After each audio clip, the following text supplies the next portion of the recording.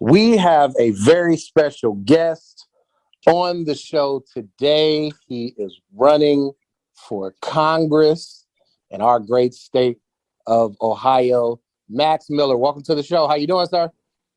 Thank you. Thank you for having me. And look, special guest. Thank you for calling me a special guest. But Darby, you just gave me the rundown of who you've had on your show.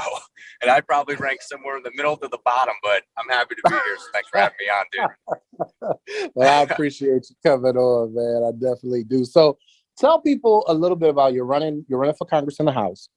Tell people a little bit about your district, like what the composition of your district. Yeah, so the demographic is the same. So, well, I shouldn't say same, but very similar to the same seat that Anthony Gonzalez holds on to right now, which is in the 16th district. This new district that has been created is comprised of half of Cuyahoga County. It is comprised of all of Medina County and all of Wayne County and a sliver of Holmes County.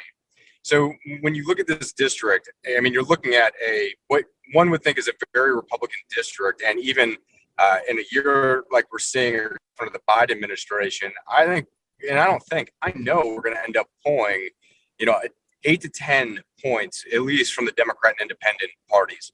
I mean, if you look at everything that's going on in this country right now, people are going to pull the lever for Republicans, because I can't ever recall a time in my life where I've seen things this bad. And we all lived in 2007 and 2008 during the recession, and subprime mortgages fell out, from the bottom, and the entire economy collapsed. But this is a time that, and I'll shut it, but, we can't even provide baby formula to new mothers in our country. I mean, that's what we're seeing right now. So I truly do think this is going to be a really good year for Republicans coming down the pipe in November. What made you decide that you wanted to run for Congress? This is obviously a huge undertaking. You have to deal with a lot of crap, more than you would if you were still a private citizen. What made you decide to take this lead? What really made me decide to do it was at the end of our administration, the Trump administration. I'd worked in the White House for all 4 years. When I was in these meetings with the president, and he would be in these meetings with congressmen, congresswomen, senators, and governors when they came to town, almost in every meeting that I was in, all I heard from them was me or I, not we, not how can I take care of our district. And from that, I saw an individual who I thought didn't represent our constituency well. And that's why I wanted to run for Congress. I wanted to make a difference within our community. And by that, I'm giving 25% of my salary back to the community. That's roughly $35,000 to $40,000 that I'm going to be giving every single year back to our community. I'm never going to take a federal pension, because all of these people who get elected to Congress, for the majority of them, when they get there, they realize how much of a plush life that this is. And they're there only to enrich themselves and not the people. And I'm taking a page out of President Trump's playbook and giving the taxpayer money back to the taxpayers, because that's where it deserves. These individuals, their suits, they get paid too much money. We need to take some of it back. I mean, so much so that crazy Nancy Pelosi wanted to get Peloton memberships for every single staffer and member on Capitol Hill. I mean, that's what they're doing with your taxpayer dollars, dude. I mean, it is beyond belief. The recklessness that goes on in Washington, D.C. that we don't see here back home. Huge disconnect, Dario, huge. We're talking with Max Miller, who is running for Congress in our great state of Ohio. So you get there, you get elected, you get sworn in.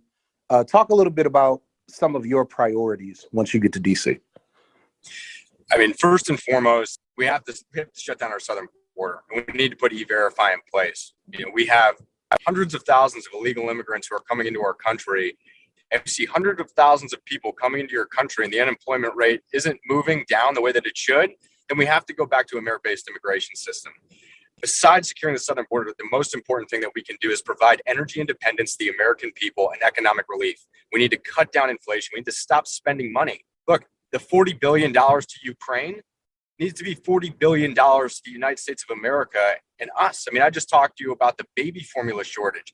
I just talked, people now, when they go fill up their cars, constituents tell me all the time, I can only fill up my car about $10 every couple of days, or maybe $10 a day, because they need the rest of that money to put food on their table for their kids and for their family.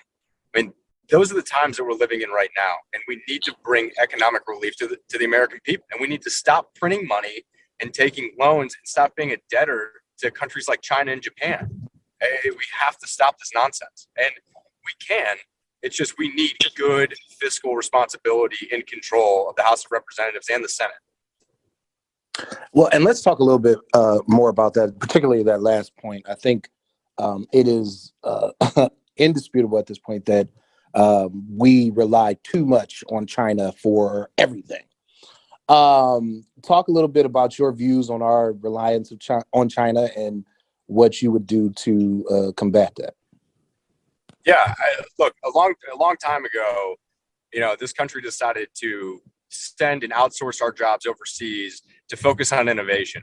But what we ended up doing is we shipped tens of thousands, if not hundreds of thousands of jobs, probably millions, over to China. And we were then buying products from them at a much cheaper cost and a cheaper rate. But there needs to be a mix of innovation and American manufacturing. And we need to bring that back. And if you look at our district, I mean, we have Lake Erie, which is a huge asset that we can go ahead and attract other businesses who need that fresh water, like Intel, who's coming to the state of Ohio. Intel, for their semiconductor chips, needs that water to produce that type of chip, to manufacture it. We have these things here in our district that we can go ahead, get American manufacturing back, and have some type of a split, 50-50, 60-40, whatever it may be. But when we're not energy independent, we're no longer a superpower. When we can't provide our mothers baby formula, that's a third world country. Yet we want to prioritize those things to illegal immigrants down on our southern border. Congresswoman Kat Kamik went down there last week, and she went down there on a whim because, she heard all of these rumors, right? So she wanted to substantiate it. So she went down there, and what'd she find? She found pallets of baby formula that are being prioritized. I mean, that's how low we've gone in this country. I mean, these are things that we need to bring back, not today, but yesterday. And these are things that we can easily do. I mean, and right now, Biden is touting that he just used the Defense Production Act to get baby formula over here. The fact that he is touting that and that he's proud that he just used the DPA to get baby formula, he should be embarrassed. We never should have been in that position in the first place.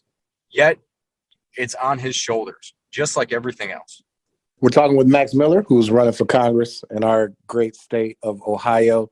You mentioned before, a lot of people may not know, but you mentioned before that you were in the previous administration prior to this.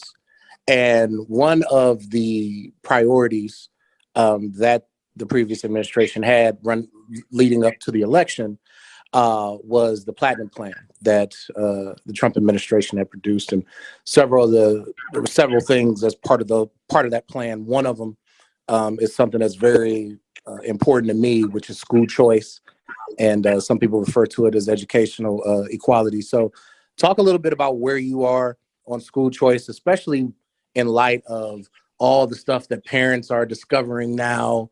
No, I mean, when you talk about the Platinum Plan and what the Trump administration did, I mean, we talk about opportunity zones and pushing that through, right? And then the First Step Act and lots of other things that he did. But I will tell you, school choice, my fundamental belief when it comes to school choice and in an urban area or in a rural area is that we need charter schools. We need to provide opportunity to kids who want a good curriculum-based education. And that is the quickest fix to our system. Now, I am not saying that we can't take our school boards back. We can. And we've already systematically done it across our district in the 7th. I mean, we're chipping away at it time after time again. But that is going to be something that is really going to help the Black community, the white community, everybody who lives in a rural area. I mean, there is the great thing about, Republicans, we don't see color. It's the Democrats who love to point it out and give jobs based off of gender and color of your skin. But these are things that we can go ahead and can do and implement. We saw it with the opportunity zones. We saw it with the First Step Act. We saw it with the Platinum Plan altogether.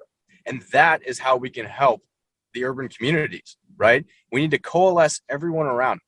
Most people who talk about the urban communities and the way that they do, from my experience, those are the people who've actually never been into the urban communities, right? They've never been there. They've never talked to everyone in the urban communities. And if they did, you know what they'd find? They would find that they want to feel safe. They want police. They value the family and a traditional family at that. I mean, this is what we're talking about, and that's what we have to do, and to go in there and to really, really, make a difference, and it can be done. So to transition a little bit, um, there may be people listening who have never known, someone running for Congress before, or someone in Congress, or things like that. Talk a little bit about what the experience has been like so far, on the campaign trail, getting through a primary, going to the general, and what it's been like to go around your district and talk to the voters. Yeah, I want to start off with this, Darby. When I sat down with President Trump before I announced my candidacy, he looked at me and he said, "Are you ready for this?" And I looked at him and I said, "Yes, Mr. President, I am." And he looked back at me and he said, "No one's ready for this." He said, "I don't care who you are. You could be me, you could be somebody else." He's like, "But what I want to tell you is this. I want to tell you that since I'm going to be endorsing you and you have my full support, that people are going to come after you. And what you have to do every morning when you wake up, you have to remember the mission at hand. Why are you doing this?" Right? And I had told you earlier that I'm doing this from the corruption that I saw in DC. And so when you wake up and there's a nasty story or a mean tweet, right? You don't look at it, you don't acknowledge it. You remember why you're doing this. And I know why I'm doing this. I'm doing this to give back to the people of our district, for our district, our state, and our country. I want a better America, not just for the 7th District of Ohio, not just for the state of Ohio, but for the entire country. And through that, we've run into a bunch of challenges on this campaign, right? First, we started it against Anthony Gonzalez, and then Anthony decided not to seek re-election. And then we got redistricted in with Congressman Bob Gibbs, who Bob is a great man. And it was a tough situation, but through that, we navigated it in such a way with a positive campaign. And we were really able to connect with the constituency so much so, I believe that's why we won with 72% of the vote in a field of 4 people, myself included. The toughest thing really is just really remember why you're doing this. Because like I said, the highs are going to be really high and the lows are always very, very low, much more than what people think. But it's a simple fact of just maintaining your composure and having a really good core of people around you. I've got a great family and I have an awesome fiance. And having those people in my life and a great team that I have on my campaign is why we're here, is why we won the primary. It's why we're going to win the general. And I look forward to what we can do for our district and our state and our country once we win in November. We just have to make sure that we have continue to have the right pieces around us. And from what I see, I know that we will. We're talking with Max Miller, who's running for Congress in our great state of Ohio. We have a few minutes left. For people who don't know you, who don't know you personally, talk a little bit about who is Max Miller. Talk a little bit about where you grew up, where you came from, all your experiences, your environment, all that kind of stuff. Talk a little bit about that. Yeah, I've grown up in Cleveland, Ohio my entire life, and I grew up in Shaker. I graduated from Shaker Heights High School in 2007, and I went to college and I ended up graduating from Cleveland State University. But from that, I enlisted in the Marine Corps. I chose to enlist and not become an officer, and I'd like people to know this. I did that on purpose. It's not because I couldn't have been an officer. It's that I wanted the experience that everyone else goes through. I'm not special. I'm not unique. I wanted to put my mettle to the test, to go to the United States Marine Corps boot camp and to be infantry enlisted as a corporal, which I did proudly for 6 years of my life. And then after that, I still wanted to dedicate my life to public service. So I started volunteering in politics, and I started volunteering for Senator Rubio in 2015.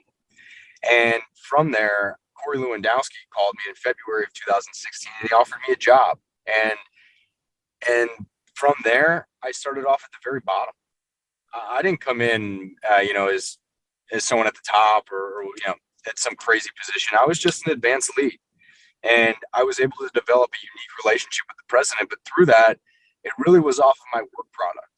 And I was elevated towards the end. I was the youngest director of advance in White House history. So every time the president left the White House, I was responsible for his logistics and travel, working with the White House Military Office, the United States Secret Service. I also handled negotiations on his behalf overseas in places like North Korea, Afghanistan, Iraq. South Korea, France. And I also handled his negotiations domestically as well when he would go, to any trips, while also being on the hook for all of the production aspect of the rally, the lights, the sound, the stage, everything all together. That would be compiled in that. And then at the very end, he made me senior advisor to him, and I was just his trusted advisor. And if he asked me a question, I would give him my honest opinion. But what I am proud of the most is that I was able to do this pretty much on my own. No one in my family is in politics. My grandmother ran for Congress, I believe, in 1980. And what was the 22nd district? Her name was Ruth Ratner Miller. And if she was around today, I know that she'd be very proud. And I miss her dearly. With all of that being said, that's just where we are, Mario. All right. So before I let you go, I have to ask this one question. This is gonna be good. Come on, what do you got? I gotta ask you this. If I had access to Max Miller's phone and went into his Spotify account, what is on his playlist? What is on my playlist? Yes. Oh man, I've got everything. How far back do we want to go? Because as far back as you tell me. What's on your playlist? I'll live with you right now. Let's go. All right, let me go on my Spotify. Okay. All right, right now I've got I'm going back probably a few years, so I'm just reading it off. So it's I've got Till I Collapse by Eminem. Okay. I've got Sleepless by Kazette, which is a little like EDM music. I've got a bunch of Tech Nine. Okay. Let's see. Oh, and I'm a sucker. I've got the old Nelly. I mean, look, I went to high school was 2003 to 2007. I've got all that on here. Yeah. So I mean, I can keep on going. This is where now I'm getting into workout music. So now we've got Slither, Korn, Incubus, but it's all over, Darby. I mean, I've got everything you can imagine. If I go to the top of my list right now, I've got 1,000 Miles by Kid Leroy. I've got First Class by Jack Harlow, Country Boy by Aaron Lewis, and then I've got Pusha P featuring Young Thug, and then I've got Cold Heart by Elton John in that order. So you can see I listen to that's why I wanted to read it all to you, so you can see I literally listen to everything in the world. I love music, man. I'm impressed. This one, because this is one of my personal. If you were to ask me what's my favorite song, because I have a lot of good memories with the president listening to it, "The Boss," James Brown. Oh, that one. Song. That one's actually. If you had asked my number one, that's probably just good memories listening to it with him. So that's a great song. Love it. I'm impressed, man. It's eclectic, Yeah, absolutely. Let everybody know how to follow you on social media if they want to get more information about the campaign website, all that good stuff. My Twitter handle is @MaxMillerOH. My Instagram handle is MaxMillerOhio. And my website is voteMaxMiller.com. You can go there. You can see our policy and issues page. But more importantly, you can go there and you can sign up to be a volunteer. Because we're going to need every volunteer that we can get, not only in the 7th District, but surrounding the 7th District. And I'm happy to do the same for other good Republicans running in our state. That's what we're going to need to do. After May 3rd, May 4th is Unity Day in the Republican Party. And it's exactly what we need to do to make sure good conservatives win, to protect our conservative values that we've seen be ripped away from us. Also, just not conservative values, but our freedoms as Americans that we've lost over the course of the past couple of years. So, really that. But voteMaxMiller.com. And, I'd give out my cell phone number, but my team may kill me. But I can pretty much give it out all the time anyway. So, Right. Just come find me. All right. Thanks so much, man, for coming on the show and spending some time with us. We really appreciate it. No, hey, thank you. And thanks for working through my audio troubles. Oh, no problem.